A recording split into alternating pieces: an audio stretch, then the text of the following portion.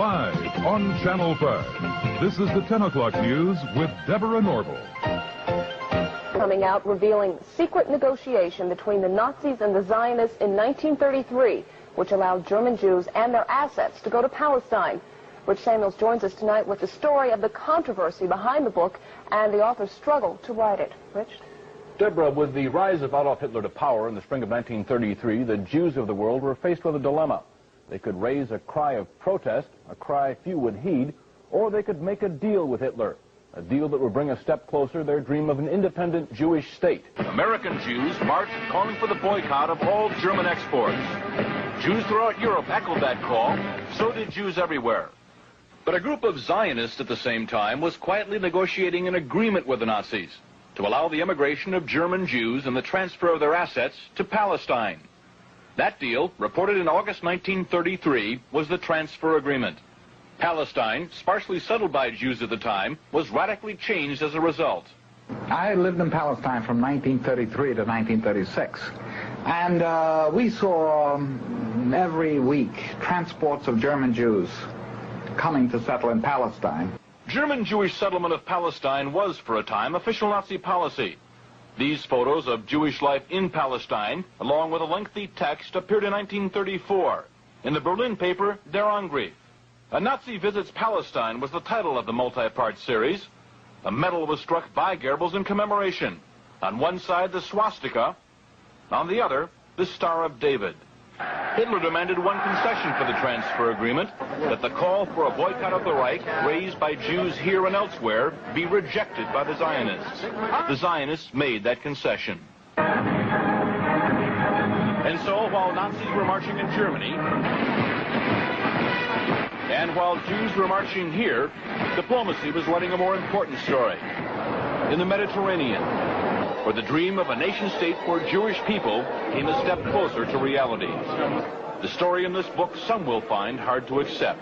You've never been told what the origin of Nazi is. NA is National Socialism, which was the German Nazis, and in 1923 there was a double agent who came to Hitler, and he said to Hitler, look, your Nazi party is not, your National Socialist Party is not getting off the ground. You need an alliance. And he suggested that they ally with the Zionist Party.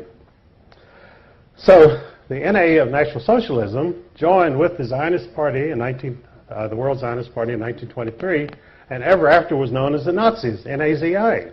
The ZI was for Zionists, but of course no one knew that, because our popular mythology is that the terrible Nazis were attacking the Jews.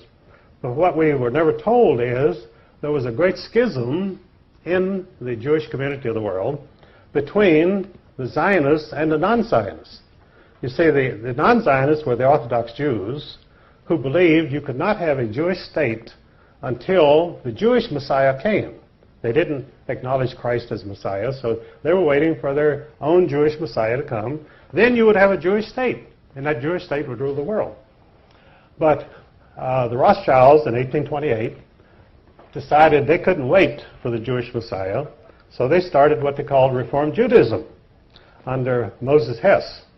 And Reform Judaism said, yes, you can have a Jewish state before the Messiah comes.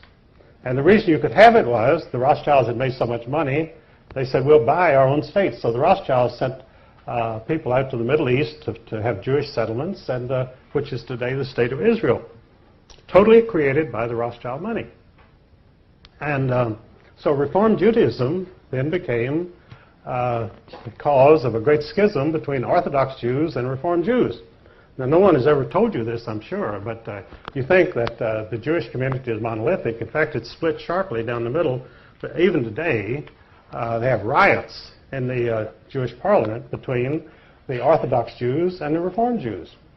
And they cannot agree on anything because the basic premise is a fundamental disagreement over whether a Jewish state should even exist today.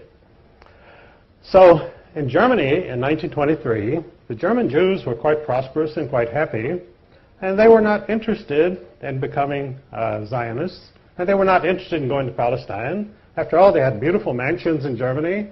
They had symphony orchestras, they had art, they had everything, and they were accepted in the community. As Ezra Pound said, Germany was the least anti-Jewish country in Europe. When you went over into Poland and Russia, you had very strong feeling against Jews.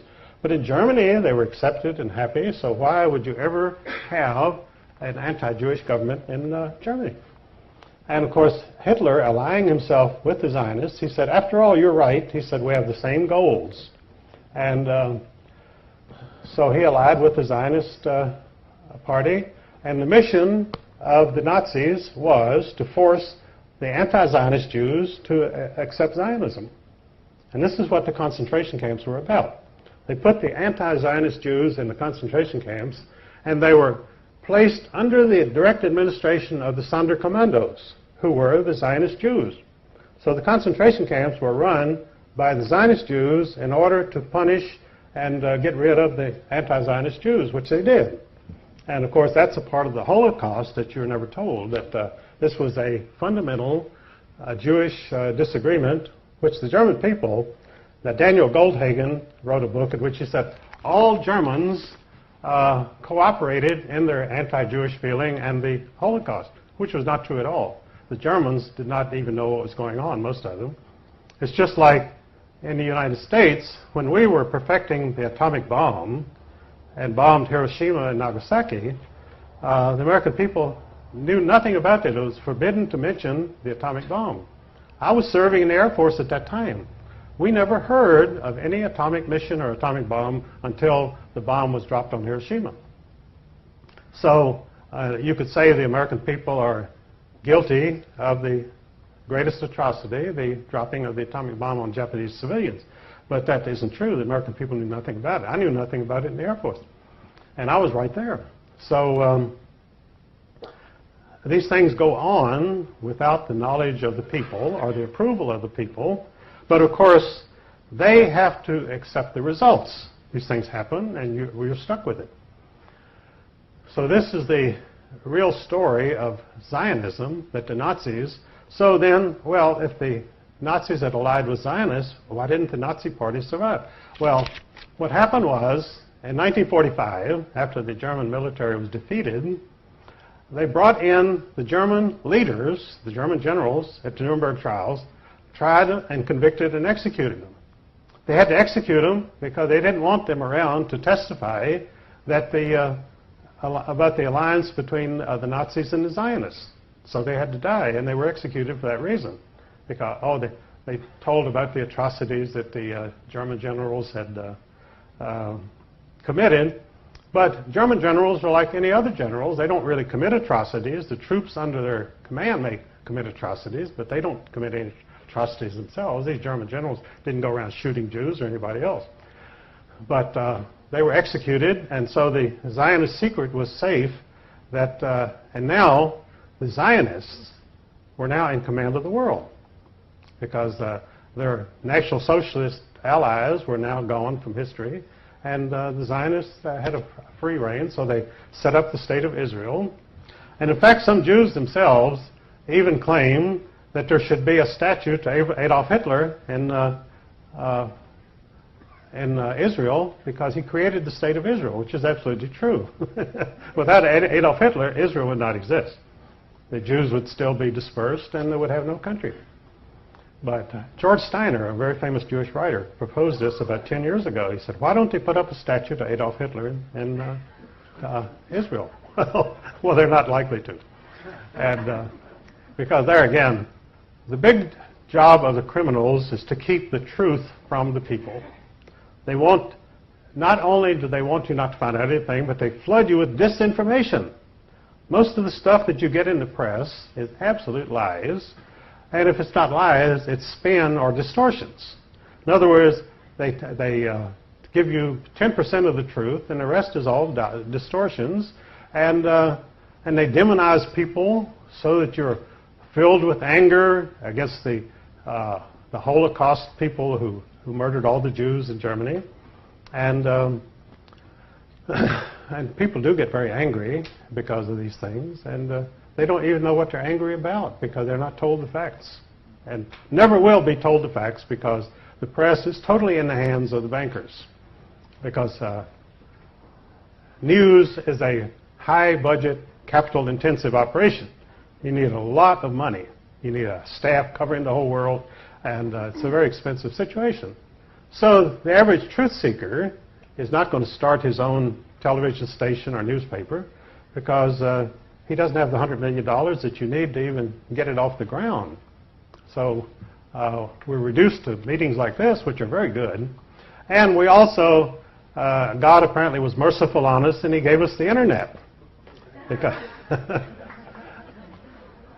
in fact, in the States, we had this total monopoly of television by 3 television networks, which were all controlled by Zionists.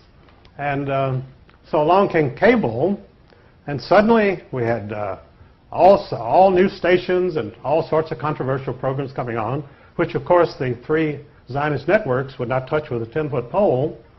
And the result was they were left behind. They had 100% of the television audience. They now have 30%, and it's dropping every year. In fact, it's probably less than 30%, but they're cooking the books in order to maintain their advertising revenues to give a totally false picture.